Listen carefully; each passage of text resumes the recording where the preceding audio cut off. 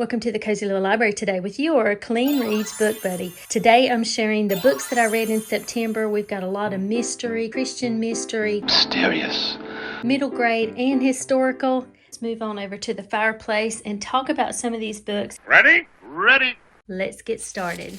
Tea Rose is book number 2 in the Tea Room Mystery series. This one's by Erin Keeley Marshall in the Guideposts series. And this one is just as charming and delightful and low-stakes mystery as the first one. The cousins, Elaine and Jan, they've solved the mysteries that were going on around them, and they think they're going to go back to just serving up hot tea and scones. It's like a biscuit or a scone.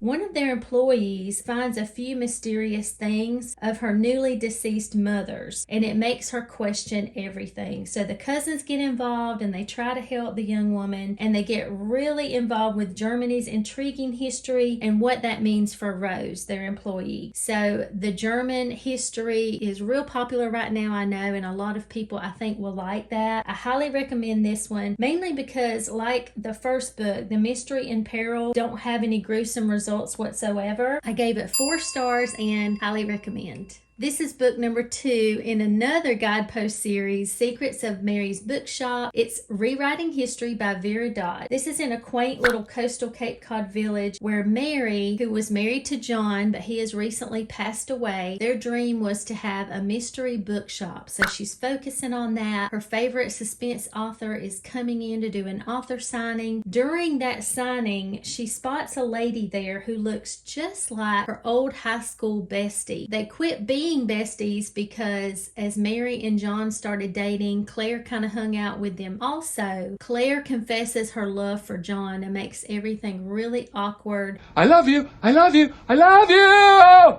Very mysterious. I really enjoyed it. Highly recommend. 4 stars. The Mystery at Lilac Inn. I'm on book number 4 of the Nancy Drew Mystery Stories by Carolyn Keene. This one's pretty complex. It has a lot of characters. Nancy is visiting her friend who has newly acquired the Lilac Inn. She's trying to make a go of this place, which is a rustic hotel on the lake. And before the friend can get the place open, lots of things are going wrong. It's like it's haunted. And it's trying to scare off the employees that are there, trying to get the place open, ready for business. It's not as exciting as some of the other ones. I still recommend. It's Nancy, it's nostalgic, it's vintage. Love that part of it. 3 stars.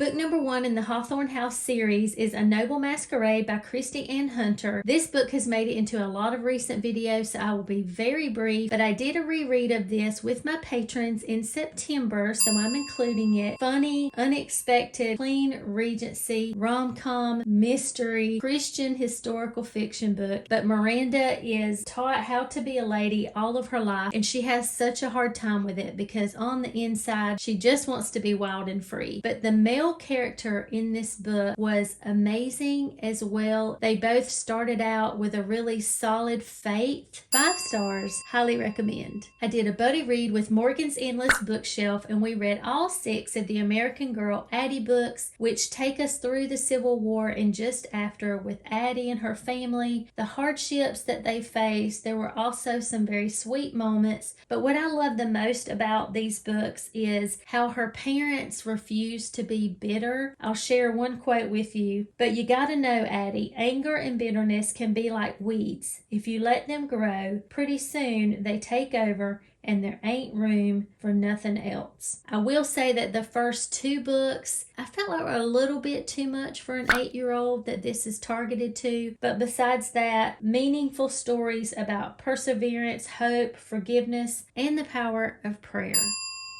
I spent a lot of time in the book of Job in September, so I wanted to include that here. It was a reread, but this time around I really took my time and did a deep dive and really paying attention to how it showed the sections of Job. This is Job. This is what happened before, how he was blessed, what happened to change things, the big middle of his friends, and then God's response, and then what Job has to say after that. Kind of knowing how many verses were in each section section. I learn best when I know the big picture, and then I can kind of dip into the little puzzle pieces that come together. So maybe that's helpful for you if you have a study Bible or you want to get online and just research how a book of the Bible, what the structure is. That may help you to say, okay, this section is going to be, this is the overview. And then maybe it'll help you like it helps me. Just wanted to mention that. And of course, God gets all the stars.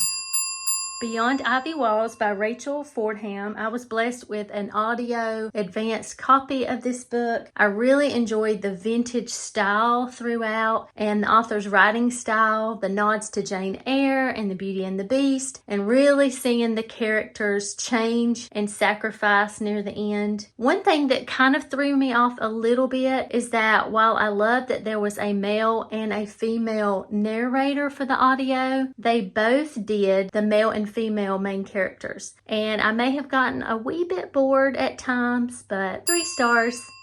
Born of Gilded Mountains by Amanda Dykes. What I loved about this book was the wonderful faith journey, that it was about 2 best friends, so it wasn't really a romance, and I love that. The author's writing style was very descriptive, a little flowery, if you will, but I loved it. And then the townsfolk of Mercy Peak were my favorite. They were so hilarious. I love the premise of the story, but it is challenging to kind of keep up with everything, and I was really lost there for a little bit. I was a little bored in the middle. I really got into it when there was kind of a treasure that was being sought out literally in the side of the mountain.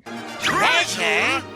The storyline's unique and great. It made me smile, made me even tear up a little bit. There's a lot of grief talk in this book, but there's no language, no spice, nothing inappropriate whatsoever. You just have to really focus. You can't be multitasking with other things. 3 stars. Those are the 13 books that I read in September. I hope this was helpful. Please in the comments let me know your favorite book that you read in September so I can look it up. All the links you need are down below, and until next time.